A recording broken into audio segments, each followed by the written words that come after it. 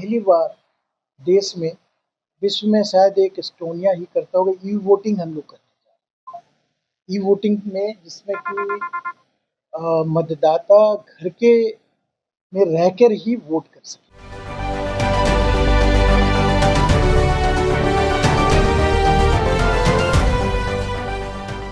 जो AI based technology है उसका इस्तेमाल करते हैं, जिससे कि बिना किसी के इंटरवेंशन के ऑटोमेटिक काउंटिंग होती है।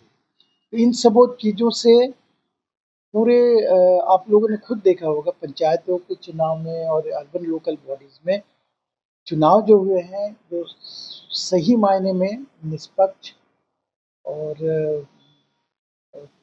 जो बोलते हैं अकाउंटेबिलिटी के साथ पारदर्शी तरीके से हिंसा रहित चुनाव हुए हैं। क्योंकि आप जब लेवल प्लेइंग फील्ड सबों के लिए बराबर करते हैं तो ये सारे चीज़ें खत्म हो जाती हैं। और पहली बार इस तरह के चुनाव हुई है जो आप लोगों ने देखा है।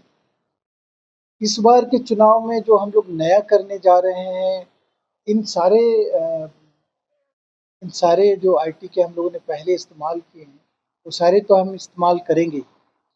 इसके अलावा हम लोग पहली बार देश में, विश्व में शायद एक एस्टोनिया ही करता होगा, ई वोटिंग हम लोग करने जा रहे हैं। ई वोटिंग में जिसमें कि मतदाता घर के में रहकर ही वोट कर सके। ये पहली बार, और पूर्व के भी जो है एफआरएस सिस्टम पहली बार हम लोगों ने किया और अभी भी हम ही लोग कर रहे हैं। उसी तरह से ओसीआर टेक्नोलॉजी वो भी हम ही लोग कर रहे हैं काउंटिंग के, अभी तक किसी ने नहीं किया है। ये भी हम लोग पहली बार ई वोटिंग कर रहे हैं जिसमें मतदाता अपने घर के अंदर रह करके घर के अंदर ही वोट डाल सकते। इसका उद्देश्य ई वोटिंग का ये है कि जिन मतदाताओं को मतदान केंद्र पे आने में कठिनाई है वो अपने घर से मतदान कर सकें। और ये भी है कि काफ़ी लोग नहीं आ पाते हैं, उसके कारण वोटिंग के परसेंटेज कम होते हैं और साथ में वोटिंग के परसेंटेज बढ़े। कहने का मतलब है उनकी भागीदारी, जो मतदाता है उनकी भागीदारी बढ़े।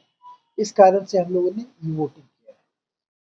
तो जैसा कि मैंने बताया ये पहली बार हो रहा है और ई वोटिंग जो हम लोग कर रहे हैं उसमें लगभग 13% जो हमारे 4.62 लाख मतदाता है, उसमें से 50,000 मतदाता पहली फेज जो पहली बार हम लोग नया कर रहे हैं, तो इसमें हम लोग लगभग हर बूथ पे 13% के लगभग 50,000 के लगभग मतदाताओं को हम लोग ई वोटिंग के द्वारा उनको मत का प्रयोग करने के लिए निर्धारित किए हैं।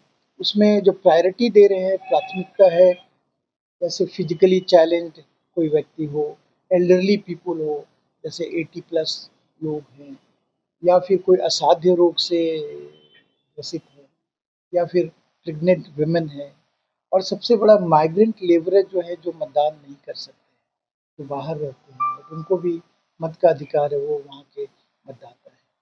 तो माइग्रेंट लेबर को भी मतदान करने का अधिकार मिले। तो ये हमारे प्राथमिकता के हैं।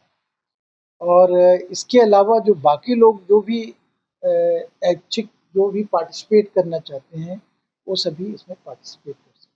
आपको पता है ये टोटली ऐच्छिक है, मतलब ये स्वैच्छिक है, ये मैंडेटरी नहीं है। इस कैटेगरी के लोग जो बूथ पे आने करके देना चाहते हैं वो देंगे। ये उनकी सहूलियत के लिए ये ऐच्छिक है बिल्कुल, और साथ में ये कंसेंट बेस्ड है। जो लोग इसके लिए कंसेंट देते हैं, जो लोग इससे स्वीकृति देते हैं, सहमति देते हैं, उन्हीं के लिए है। इसमें वो दो चीज़ आवश्यक है।